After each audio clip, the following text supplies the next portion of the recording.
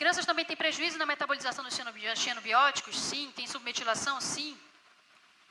Se você jogar no Google Acadêmico, mais de 14 mil publicações científicas sobre submetilação e autismo. Poluição eletromagnética. Bom, também é uma coisa que os conhecimentos acerca desse tema, infelizmente, demora para chegar. Não tem sido uma das vedetes do tratamento integrativo do autismo, mas precisava ser. É um inimigo invisível, né? Aqui você tem uma publicação até no Jornal de Pediatria, de 2016, Autismo 2016, necessidade de respostas. Em nossa opinião, possível envolvimento da poluição eletromagnética na etiopatogenias do autismo é uma das hipóteses mais intrigantes, porém, ao mesmo tempo, uma das menos estudadas. O grande aumento na poluição eletromagnética relacionado ao uso de tecnologias sem fio parece se sobrepor cronologicamente ao aumento da prevalência do autismo detectada nas últimas décadas. Muitos estudos da literatura sugeriram os possíveis efeitos biológicos e sobre a saúde, inclusive carcinogenicidade, atribuível à exposição eletromagnética, provavelmente mediada, pelo menos em parte, pelos danos ao DNA. Principalmente no que diz respeito ao TEA, os mecanismos patogênicos hipotéticos de poluição eletromagnética incluem danos ao DNA, estresse oxidativo, aumento do cálcio intracelular, disfunção do sistema imunológico e rompimento da barreira hematoencefálica. Olha isso, gente. Estudo caso controle. Tá, vamos lá, vamos passar para diante. Aqui eles colocaram um gráfico que é muito bonitinho, no sentido de sumarizar e simplificar fatores principais na fisiopatologia do autismo. Eu achei legal colocar, falando sobre disfunção mitocondrial, estresse oxidativo, desregulação imune. Então, isso aqui tudo acontece na fisiopatologia do autismo e a poluição eletromagnética também está implicada em causar todas essas alterações.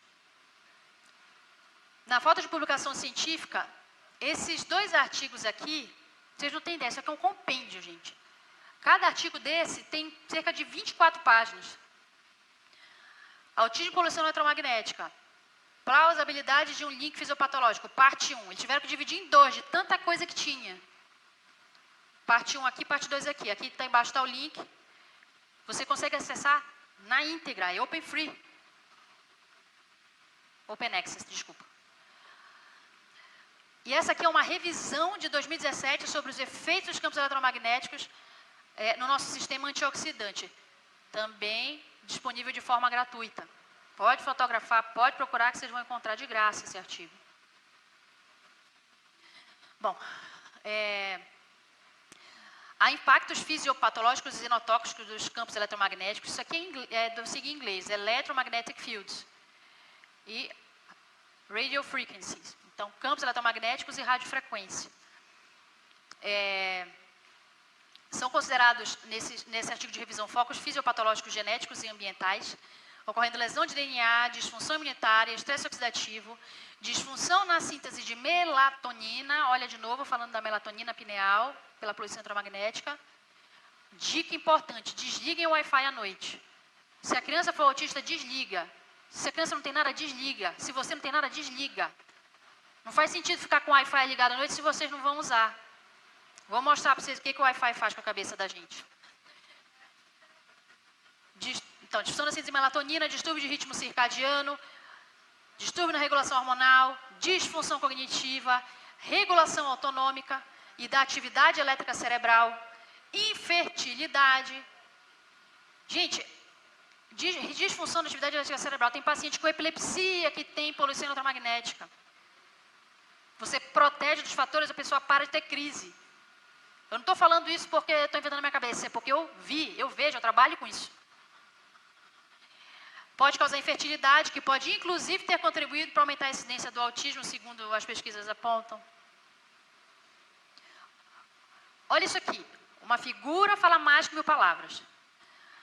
Aqui, você tem o campo eletromagnético e a interferência dele aqui no sistema nervoso. Não é só celular, não. Às vezes, rede elétrica de casa, 50 Hz. Meu marido é engenheiro mecatrônico, ele está falando que é 60.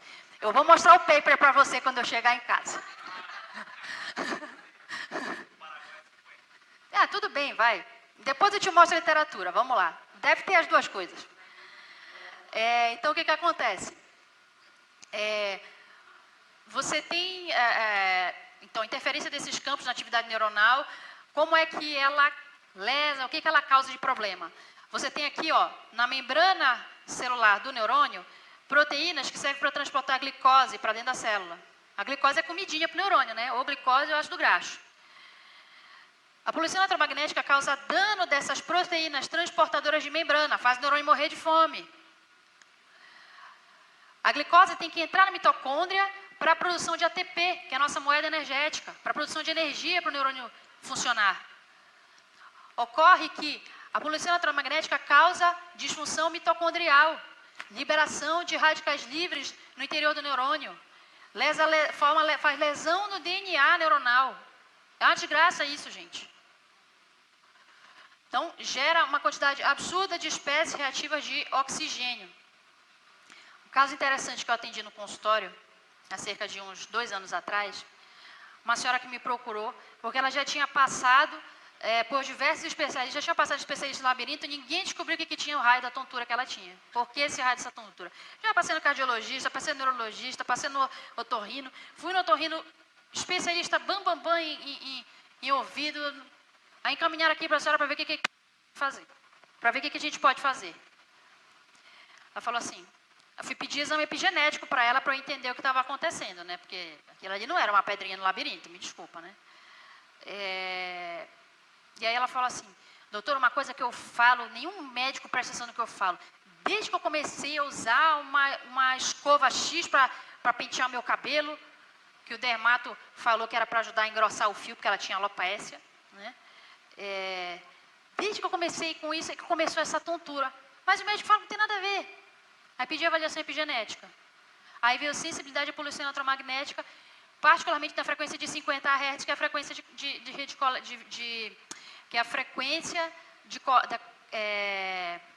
de rede doméstica, né? Aí quando chegou o exame, eu disse, dona fulana, pare de usar aquela escova lá que a senhora falou que estava usando. Ah, doutora, será que tem a ver com isso? Pedi seu exame epigenético, vamos tentar? Tá bom. Aí ficou sem usar. Ficou sem usar, sumiu a tontura. Sumiu dor de cabeça. Aí ela voltou no retorno e falou assim, doutora, realmente, eu não estava acreditando não, tirei, aí melhorou, fiquei sem sintoma nenhum. Mas eu não me conformei, eu não acreditava nisso não, eu fui e voltei a usar 2 semanas depois. E aí? Voltou a me dar tontura, voltou a me dar dor de cabeça.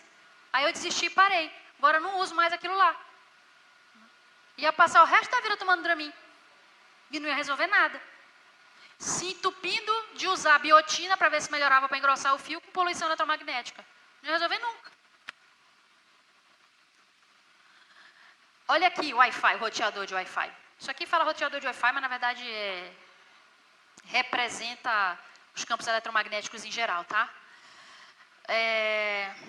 Você tem uma liberação, uma quantidade grande de esse rosa aqui, Reactive Oxygen Species, espécie ativa de oxigênio, radicais livres. A poluição eletromagnética faz gerar esse monte de radical livre aqui que vocês estão vendo. Lesa neurônio. Ah, a gente não tem como se proteger disso? Tem. A gente tem o nosso sistema antioxidante lá com a superóxido dismutase, com a catalase, com a glutationa peroxidase, para tentar lavar esses radicais livres, o nosso sistema de neutralização de radicais livres. Isso é suficiente? Depende. Depende do nível de exposição que eu tenho à poluição eletromagnética, depende da minha condição orgânica de lavar esses radicais livres e depende da minha epigenética. Se eu tenho uma maior suscetibilidade a me contaminar pela poluição eletromagnética, com pouca coisa que uma noite dormindo do lado do Wi-Fi é suficiente para eu esquecer tudo que eu aprendi na matéria da aula da semana passada, por exemplo. Então, o que acontece quando a gente tem um desbalanço, quando a gente tem bastante poluição eletromagnética, levando a bastante estresse oxidativo, mais do que a gente consiga neutralizar com o nosso sistema antioxidante. A gente tem degeneração neuronal. Não sou eu que estou falando, está publicado.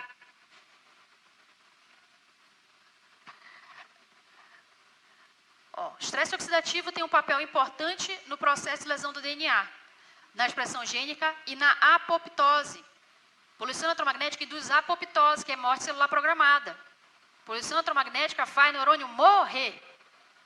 Põe na cabeça, isso é importante.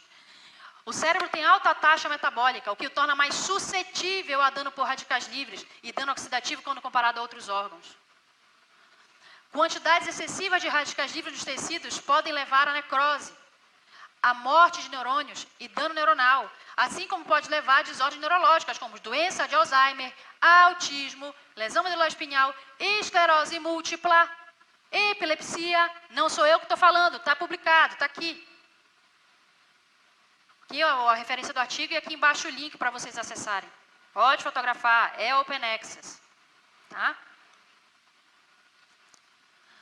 Muitos estudos têm observado dano neuronal e perdas celulares causadas por exposição a campos eletromagnéticos em muitas regiões do cérebro, incluindo o córtex cerebral, os núcleos da base, o hipocampo e o cerebelo.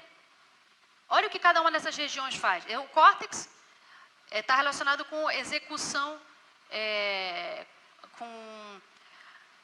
com comandos voluntários, com sensibilidade, com epilepsia, quando você tem alguma coisa irritando o córtex cerebral, você pode ter epilepsia. Núcleos da base relacionados com distúrbios de movimento. Você pode ter distonia, tremor por culpa de pulsão eletromagnética? Pode. Não sou eu que estou falando, está publicado. Hipocampo. Principal estrutura do sistema nervoso envolvida na memória. O artigo acabou de falar que pode corroborar para a doença de Alzheimer a poluição eletromagnética. Cerebelo, que é responsável pela coordenação motora. Então, você vê que quase tudo em neurologia pode ser ocasionado por poluição eletromagnética. Se você não pensar, você não vai identificar. Se você colocar, como diz o professor lá aí, quando ele dá aula, fala, se você colocar um poste com a luz para cá e o problema estiver ali, você não vai achar. Você vai passar a vida inteira dando remédio e não vai tratar a causa. Então, tem que pensar. É só pensando nessas coisas que você vai conseguir fazer diagnóstico. Então, aqui está a referência desse artigo e aqui o link, caso vocês queiram acessar na íntegra. Estudo epidemiológico determinou a associação entre esclerose lateral amiotrófica e exposição a campos eletromagnéticos. Olha aí ela de novo. Está aqui. Aqui não está aparecendo porque já está miúda a letra, mas aqui está falando que eles conseguiram correlacionar aumento de... eu me lembro se foi o aumento da morbidade ou da mortalidade na ela por poluição eletromagnética.